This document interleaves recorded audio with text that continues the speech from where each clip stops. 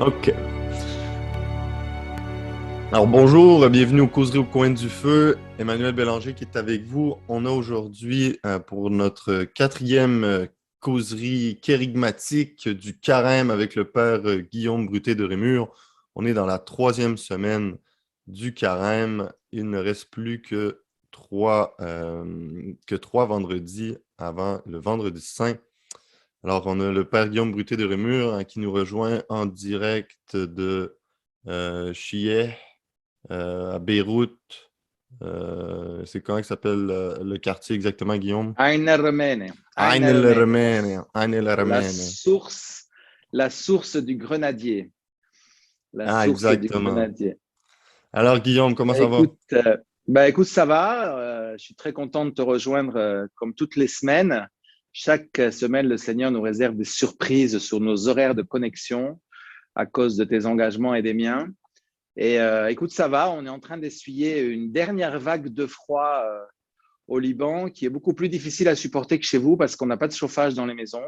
Donc, comme tu vois, je suis couvert comme un pot de miel parce qu'on a froid autant dedans que dehors, si ce n'est pas plus à l'intérieur. Donc, Couvert comme en un plus, peu il un pot de miel, pleut, c'est donc il y a bon, de ça. l'humidité. Mais bon, on ne va pas se plaindre. Le Seigneur nous donne la grâce de pouvoir cheminer vers la Pâque. Et je ne te cache pas que c'est un cadeau énorme.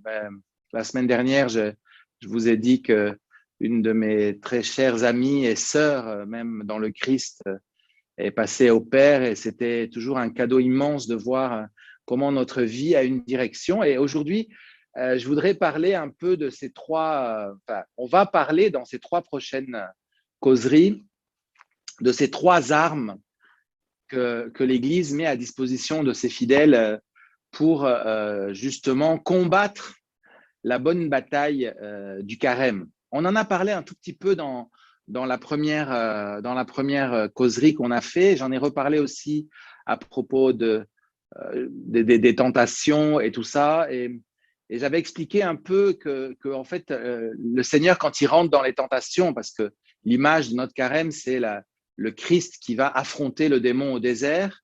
On avait parlé de ça justement dans la première causerie à propos du désert.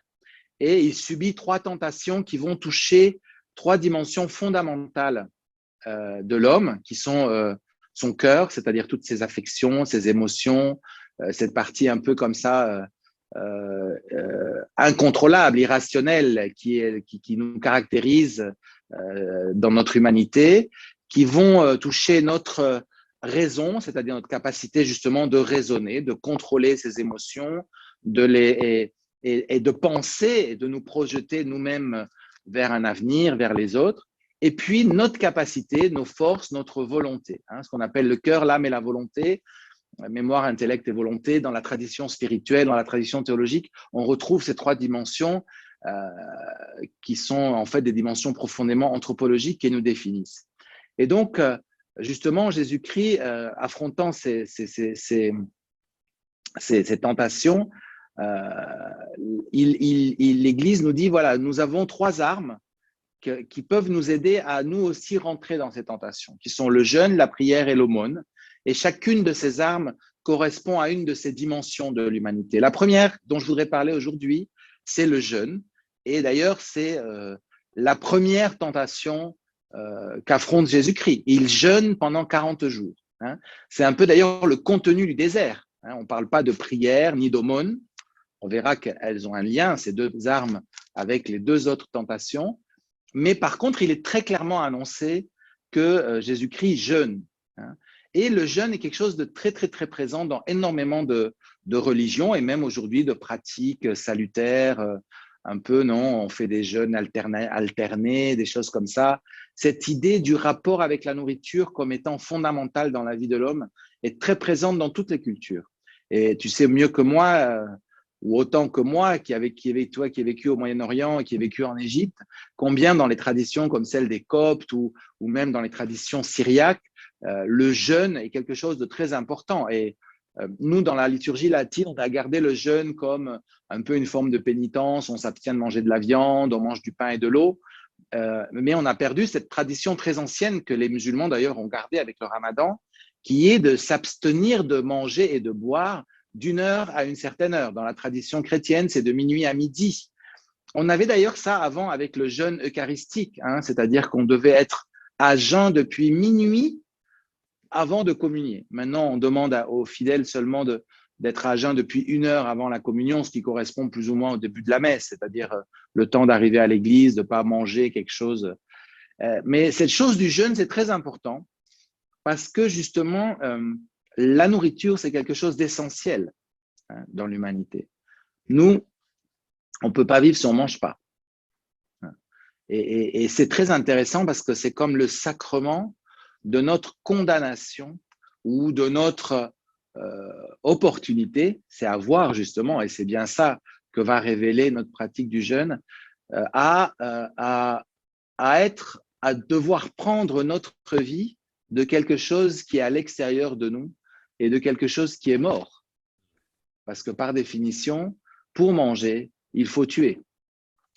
Il faut tuer les plantes, il faut tuer les animaux.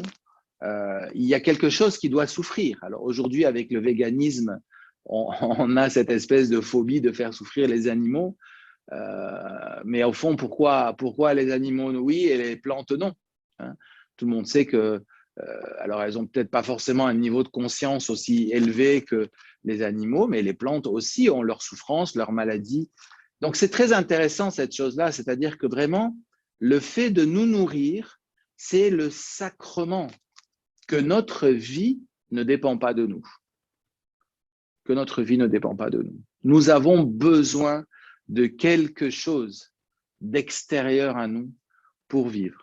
Et c'est d'ailleurs quelque chose qui est très présent dans l'Écriture, parce que la première chose que fait Dieu quand il crée l'homme, hein, c'est de lui donner à manger. Et il lui dit, tu pourras manger de toutes les herbes. Hein, l'homme est né végétarien, tu pourras manger de toutes les herbes, de tous les arbres, de tous les fruits du jardin, sauf d'un. Hein. Et donc, on voit que justement, le commandement qui exprime cette relation d'intimité que Dieu a établie entre lui et l'homme touche la nourriture, touche le fait de prendre la vie de quelque chose. C'est comme si Dieu disait à cet homme, voilà, tu prends la vie de moi.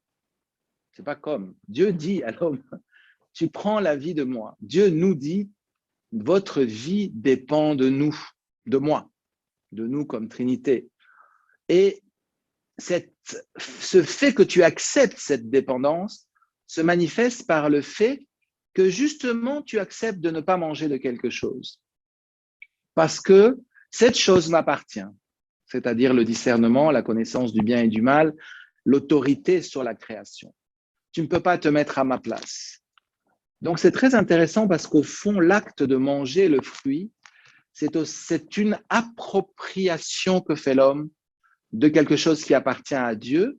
Et il dit, je peux être moi-même ça. C'est-à-dire que manger le fruit, ça veut dire, moi, je peux être indépendant, je peux être autonome, je peux être Dieu, cette fausse promesse que nous fait le démon, qui nous dit, ce n'est pas vrai, Dieu est jaloux de vous. Dieu est jaloux de vous. Et si vous mangez de l'arbre, en fait, vous allez être comme lui. Mais qui est Dieu? Dieu est donneur de vie. Nous sommes receveurs de vie. Quelle illusion mortelle de croire qu'en pouvant manger de ce fruit qui appartient seulement à Dieu, nous pouvons devenir comme lui. Parce que ce qui nous marque profondément, comme dans notre humanité, c'est le fait que justement, nous dépendons de Dieu absolument. Et c'est le cadeau le plus grand que Dieu ait pu nous faire.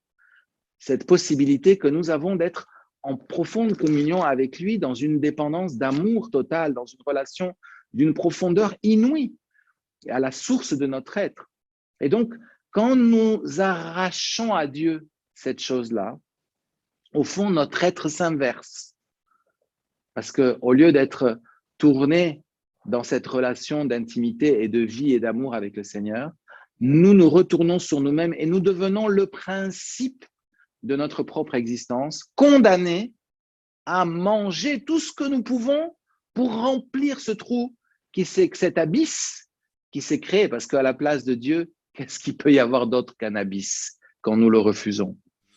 Et donc, d'ailleurs, c'est très intéressant aujourd'hui, je ne vais pas trop m'allonger, mais cette chose de la boulimie, de l'anorexie, qui sont des mâles des mots assez modernes, hein, marquent énormément cette chose. Les dépendances, par exemple, non? La dépendance de la drogue, de l'alcool, des jeux, des réseaux sociaux.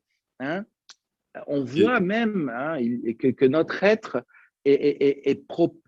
comment dire, naturellement s'installe dans la dépendance des choses.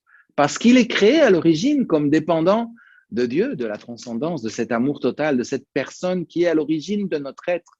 Et donc, nous ne pouvons que essayer de combler cette dépendance originelle, qui est une dépendance de vie, par une dépendance qui, en fait, est une dépendance de mort. Parce que les choses qui nous donnent la vie dans le monde sont mortes. C'est ce que j'expliquais au début. Nous sommes condamnés hein, à manger des choses mortes, qui ne nous donnent pas la vie, qui nous maintiennent en vie, mais qui ne nous la donnent pas. j'arrête juste un moment, ça me fait penser, là, parce que justement, un combat qu'on a quand on jeûne, hein, c'est celui euh, de combattre directement l'envie d'aller chercher une certaine satisfaction dans la nourriture. Hein, moi, exemple, j'ai fumé quand même pendant un petit bout dans ma vie. Et le jeûne, ça fait beaucoup ressortir cette espèce de réflexe de fumeur. Hein. C'est-à-dire que là, il y a plein de choses qui se passent dans ma journée. Et là, je veux justement offrir hein, ce jeûne au Seigneur dans le temps du carême. Et là, dès qu'il y a une contrariété ou dès qu'il y a un stress ou dès qu'il y a quelque chose où il faut que je fasse baisser la pression, il faut que j'aille chercher un peu la vie d'une certaine façon, c'est tout de suite, ah, qu'est-ce que je peux, je peux mettre un petit truc sous la dent ou bien ça aurait été, exemple, ah, je peux aller me fumer une Une cigarette, cigarette. etc. Puis ça me fait penser, tu sais, J.R. Tolkien, non, qui était un très grand écrivain et aussi un très grand catholique. Et Tolkien a fait un point d'honneur de ne pas mettre hein, des analogies directement dans ses livres, non? Parce qu'il croyait que le récit vaut comme récit, etc. Mais on sait tous que Tolkien a fait une œuvre qui n'est pas directement, disons, évangélique, mais qui est pré-évangélique. Hein. Il a développé toute une mythologie qui prépare d'une certaine façon en elle-même à recevoir un type de révélation. Et quand tu parlais tout à l'heure de se remplir le vide qui est intérieur, je ne peux pas m'empêcher de renvoyer dans le Silmarillion, là, cette espèce d'œuvre cosmogonique sur tous les premiers âges de la Terre du Milieu et même avant, etc. Au début, il y a une grosse araignée qui est la mère de toutes les premières araignées qui s'appelle Ungoliant. Et il montre Ungoliant qui la représente comme étant un vide sans fond qui cherche seulement à manger plus, tellement qu'à un certain moment, elle attaque l'espèce de dieu mauvais hein, qui s'appelle Melchior, puis elle était presque sur le point de vraiment le manger même lui. Alors, moi, ça me faisait trop penser à ça quand on parlait. Hein. Il y a cette idée-là de cette faim insatiable qu'on a, hein, de vide intérieur, etc. Et que même qu'il se retourne à la fin, il va dire qu'elle a fini par se consumer elle-même. Exactement, mais c'est ça qui est impressionnant. Bouillet, dont tu sais que je suis un amant et un grand lecteur, dans une de ses œuvres, je ne me rappelle plus exactement laquelle, je pense que c'est dans celle Cosmos, où il parle justement un livre de cosmologie et d'anthropologie, et à un moment, il parle de l'enfer, et il dit qu'en fait, l'enfer, nous qui sommes créés pour Dieu, et quand nous refusons Dieu, et ça c'est l'enfer qui devient éternel, quand cet acte que nous posons dans notre volonté, parce que ça c'est le grand mystère de notre liberté, devient définitif, toute l'histoire, toute notre vie, Dieu essaye que cette décision de le refuser ne soit pas définitive, mais que la décision de le choisir soit définitive. Et au moment de la mort, il y a quelque chose qui se passe là. Notre historicité s'arrête et notre définitivité se met en place, comme si toute notre histoire n'était en fait qu'une gestation pour cette participation à la définitivité de Dieu, qui est l'éternité. Et il dit que l'homme qui refuse Dieu s'inverse et qu'en fait, il est condamné dans une douleur immense. Je trouve, moi, quand j'ai lu ça, j'ai eu comme une espèce de sensation de vertige à être éternellement, parce qu'il est créé pour être définitif, mais comme il a choisi le non-être, il est éternellement dans le non-être, c'est-à-dire quelque chose d'horrible, une perte totale de soi. Hein, je ne sais pas, peut-être nos auditeurs ou toi ou moi, ça m'est arrivé de sentir cette espèce de lourdeur intérieure. Les grands dépressifs sentent cette chose au point qu'ils se suicident, hein, comme une désir éternel de ne pas vivre et d'être condamné à vivre. Et ça rejoint cette idée de l'abysse, cette insatisfaction qu'on doit combler. C'est pour ça que je te disais tout à l'heure qu'il y a une condamnation, mais c'est une opportunité. Parce que justement, ce n'est pas par hasard que le Seigneur a institué le sacrement de sa présence et le sacrement de son mystère de Pâques dans un repas, dans un endroit où nous prenons la vie. Et toute la tradition biblique nous présente les interventions de Dieu qui se célèbrent à travers des repas. Même les sacrifices étaient des repas, à part les holocaustes. Mais tous les sacrifices du temple de Jérusalem étaient des repas dans lesquels on partageait la nourriture. Et c'était quelque chose de très traditionnel. Même Saint Paul dit qu'il y a toute la question des idolotites. Est-ce que les chrétiens ont le droit de manger des viandes qui ont été immolées aux idoles? Pourquoi? Parce que les viandes des sacrifices étaient partagées. Il y avait cette idée que quand on faisait un sacrifice, c'était convier les dieux à un banquet duquel nous participons, c'est-à-dire une communication de vie entre eux et nous à travers la victime. Mais donc le temps du carême arrive justement pour nous mettre dans la vérité.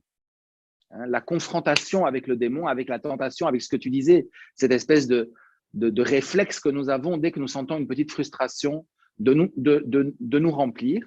Et que la tentation, quand arrive la tentation, Jésus-Christ donne une réponse. L'homme ne vit pas seulement de pain, c'est-à-dire ce sacrement que Dieu a mis, un sacrement naturel, quand je parle de sacrement, je veux dire cette réalité que Dieu a mis dans notre existence, que nous vivons de pain. C'est pour ça que Jésus-Christ dit, l'homme ne vit pas seulement de pain, parce que l'homme vit de pain, mais de toute parole qui sort de la bouche de Dieu. C'est-à-dire qu'en fait, il rappelle que ce pain que nous mangeons tous les jours n'est autre que l'expression de la parole de Dieu, qui est celle qui nous met dans l'être, dans la vie.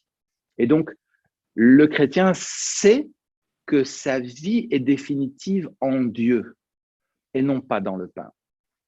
Et donc, le jeûne, c'est un acte dans lequel nous projetons notre être dans la vie éternelle. C'est-à-dire, nous acceptons de mourir, mortification, mettre à mort, quelque chose en nous qui est de l'ordre du naturel et de l'ordre de la bonté, parce que c'est bon ce qui est naturel. Dieu nous a créés comme ça, et il a fait ça pour notre bien. Mais nous acceptons justement de l'élever à un plan supérieur. C'est-à-dire que cette action de manger que nous pervertissons continuellement pour nous remplir, nous la mettons dans sa vérité. C'est-à-dire qu'elle n'est que le signe que notre vie dépend de Dieu. Et ça, c'est une arme incroyable, très, très, très, très, très importante. Très, très, très importante. Parce que souvent, on oublie ce fait que nous sommes incarnés. Les autres armes dont nous parlerons, la prière et l'aumône, même si l'aumône a un lien avec notre chair, parce que c'est quand même quelque chose de concret qu'on donne, de l'argent, des biens, mais c'est quand même plus une chose de l'intention, de la possession. Alors que là, le jeûne, c'est quelque chose qui nous touche dans notre chair. C'est pour ça que c'est si important, et c'est pour ça que même je pense que je me suis posé la question en préparant cette causerie, mais pourquoi la seule arme dont on parle clairement dans les tentations, c'est le jeûne, parce que Jésus-Christ ne parle pas, on ne dit pas qu'il est allé prier. On le dit dans d'autres endroits de l'Évangile, mais il jeûna 40 jours et il eut faim. C'est-à-dire au moment où justement sa chair lui dit, voilà, j'ai besoin de manger, j'ai besoin de vie. Hein. Là, Jésus-Christ pose l'acte définitif dans lequel il dit, notre humanité, l'humanité sauvée qui est en moi, c'est celle qui vit de la parole de Dieu. Et donc, c'est une invitation, le jeûne, c'est un cadeau énorme que nous fait le Seigneur. On est en train de le perdre beaucoup. Moi, tu me connais, tu sais que je ne suis pas un grand fervent, hein, j'aime bien manger, mais c'est vrai que c'est quelque chose. Et c'est pour ça que, par exemple, on dit beaucoup qu'il peut y avoir des formes de jeûne qui sont des renonciations à la cigarette, à manger certains plats.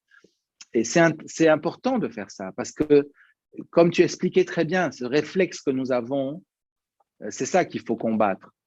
Ce n'est pas la conscience tranquille de ne pas avoir mangé de viande le vendredi. Hein. C'est vraiment mettre notre être et notre chair dans une condition au moment qu'elle ait envie d'avoir recours à ses dépendances, et on lui dit non. Non, ça ne t'appartient pas, ça. Retourne, mon âme, à ton repos. Retourne au Seigneur. Chouve, ce qu'on disait sur la conversion. Chouve, retourne. Métanoïa, change de mentalité. Change de mentalité. Et ça, c'est la pureté dont on parlait. Derrière, il y a toutes les choses qu'on a parlé dans les dernières causeries. Au fond, c'est ça. Qu'est-ce que c'est que la pureté? C'est cette relation avec Dieu. Et quand tu mets ta chair dans la relation avec Dieu, alors il y a comme quelque chose d'intégré qui se fait en toi. C'est comme si ton être s'unifie dans ce chemin de carême, et c'est quelque chose de très important. Donc, j'invite vraiment nos auditeurs à rentrer dans ce jeûne. Et c'est important aussi le secret. Chaque fois, on parle d'un évangile. Jésus-Christ, quand il parle, il y a trois, justement, il parle dans le Sermon sur la montagne de ces trois armes, quand tu jeûnes, quand tu pries, quand tu fais l'aumône. Et il explique, il donne beaucoup d'importance au secret du jeûne et au fait que le jeûne ne doit pas être une pratique extérieure, religieuse, non. Tu sais combien moi je rigole toujours au Liban quand arrive la période du jeûne, parce que les orientaux justement jeûnent de minuit à midi, et donc c'est très classique quand le matin les gens viennent au séminaire pour des réunions ou des choses, on propose toujours du café. Et maintenant, j'ai appris qu'en carême, j'en propose plus. Et s'ils en veulent, ils me demandent. Parce que à chaque fois, il y a toujours les gens qui disent non, je jeûne. Et moi, je trouve ça tellement ridicule, non? Il suffit que tu me dises merci, c'est bon. Mais il y a cette espèce de chose, non, je ponctualise. Alors, il y a une espèce de reproche, comment tu m'offres du café? Parce que moi, je jeûne différemment, donc j'en bois. Tu me proposes du café. Il y a cette espèce de chose un peu hypocrite, justement, un peu dans le jugement, qui dénature totalement la réalité de ce qu'est le jeûne, parce que le jeûne, c'est justement ce secret, cette chambre secrète dans laquelle nous avons une relation privilégiée, personnelle avec notre Seigneur Jésus-Christ, avec le Père. Donc, c'est important, ça, de comprendre que le jeûne, c'est vraiment quelque chose de très important et de lié à notre intimité. Il y a quelque chose d'intime dans le fait de jeûner. Voilà, si tu as des choses à ajouter ou même Non, merci beaucoup, Guillaume. Moi, c'est très riche. Moi, ça me fait penser à la fin ce que tu dis. Je suis très d'accord parce que moi aussi, je suis quelqu'un qui a un combat avec les apparences. Bon, peut-être un petit peu différent des Orientaux, mais ça a toujours été présent dans ma vie. Il y a l'expression, on dit à la face de carême. Alors, c'est ça c'est ça qui est important. Moi, j'aime beaucoup cet évangile qui parle de quand vous jeûnez, mettez vos plus beaux habits, parfumez-vous, pour que, en fait, ce soit caché par la fête. Dans le fond, c'est le fait de jeûner, de prier, de faire l'aumône. En fait, on le fait au nom de Dieu, et ça devient une fête. C'est pour ça qu'on sort de cet esprit un peu moralisateur. Des fois, il y a ce combat-là qu'on a, il faut que ça paraisse. Et souvent, en Orient, que ce soit les chrétiens, les musulmans, quand c'est le temps de jeûner, ça apparaît dans tout le monde. Alors, il y a cette beauté-là d'offrir aussi cet effort, même corporel, comme tu disais, dans le jeûne, autant au niveau de ton apparence que de l'intérieur. Et exact, oui. je voulais finir en disant, on le sait que dans la tradition monastique, ça a été gardé d'ailleurs même dans les séminaires, quand j'étais avec vous, lorsqu'on fait un jeûne, exemple le vendredi, on lit une lecture spirituelle. Alors c'est bon de trouver, je lisais Saint Thomas cette semaine, il parle un peu des remèdes pour les remèdes à la tristesse ou on pourrait dire des remèdes à nos réflexes d'autosatisfaction. Des fois, là, justement, on a encore un peu une vision moralisatrice ou volontariste. Puis là, on fait, là, il faut que je prenne sur moi. Alors là, c'est le temps de me faire, de faire face à ce vide-là, etc. Oui, mais sinon, ça peut être une bonne chose. Ça peut être de trouver un autre plaisir qui le remplace. Et je crois que celui de la lecture, notamment de la lecture spirituelle, est une bonne façon, justement, de remplacer la nourriture par cette nourriture qui est encore plus haute. D'ailleurs, je vais mettre dans la description un livre que je suis en train de lire qui s'appelle J'aime le jeûne d'un père bénédictin, Adalbert de Vogue. C'est très sympathique. Vous savez, les bénédictins, ils ont le temps de beaucoup de lire les Écritures et tout. Alors, il parle de son expérience, mais il va chercher tout dans la tradition, dans la Bible, etc. Donc, ça vaut la peine de regarder ça. J'ai trouvé le PDF en ligne. Donc, je vais le mettre dans la description si vous voulez Très bien. Comme ça, je le téléchargerai parce que je ne connais pas ce livre. Ouais, moi, je suis Donc, c'est tombé dessus intéressant. comme ça. Ouais, c'est vraiment bien. Alors, merci beaucoup, Guillaume. Je pense que ça va m'aider moi personnellement, mais ça va aider tout le monde. Et c'est toujours un plaisir hein, de faire ces causeries avec toi. Ça m'oblige aussi à vivre ce carême avec plus de vérité, d'intensité et de faire que cette parole qu'on se donne comme ça sur les ondes soit quelque chose qui soit aussi présente dans ma vie. Donc, je te remercie de m'impliquer dans ces causeries. Eh bien, merci beaucoup, Guillaume. Alors, à la semaine À prochaine. bientôt. Au revoir à tout le monde. À bientôt. Au revoir. Alors, si jamais vous aimez, n'oubliez pas de mettre un petit pouce en haut, de partager, de faire connaître nos causeries. On est présent sur les réseaux sociaux. J'ai même commencé une petite communauté locale, ce que je suis en train de promouvoir. Là. Ça ne porte pas beaucoup, mais bon, lentement mais sûrement, comme on dit. Et n'hésitez pas là, à nous laisser des commentaires ou si jamais il y a des thèmes que vous aimeriez qu'on traite. Ça va nous faire plaisir de lire ça. Merci, au revoir.